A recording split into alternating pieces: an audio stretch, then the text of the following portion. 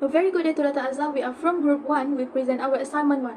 Our project title is Social Media Usage among University Students. This is our group member. Social media and education may seem like polar opposite at times.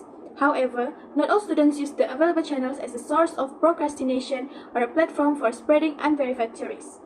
So we carried out a study to determine either female or male use the social media the most for educational purpose and to know how long their screen time for a day. The problem statement for this assignment is, over the years, social networking among students has become more and more popular. Many parents and guardians are worried that students are spending too much time on Facebook and other social media sites and have not enough time to study.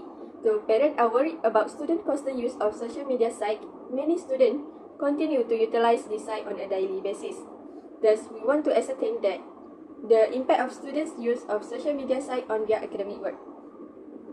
Okay, for the literature review, we have 3. First, Connie 2010, Mahmoud and Taswir 2013, Kiss 2008, Jacobson and Foster 2011. Next, by Pempek Yermolayeva and Calvert 2009.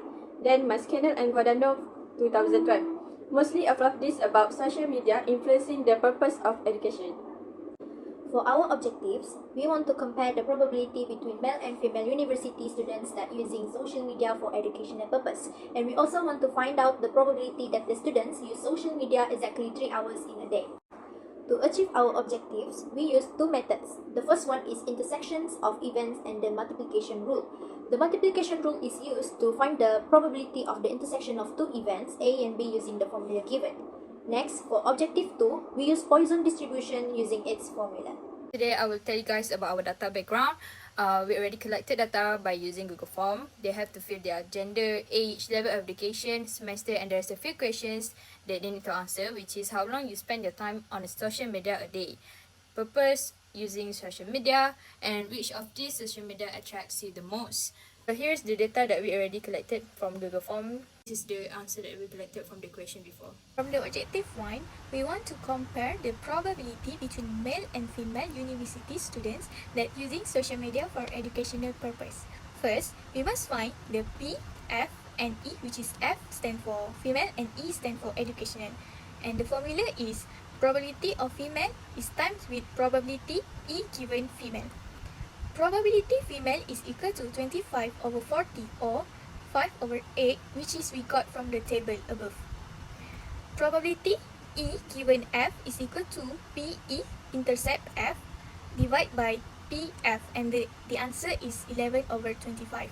Next, we need to substitute the value of PF equal to 5 over 8 and PE given F is equal to 11 over 25. Thus, the probability of females and educational purpose is equal to 0.275.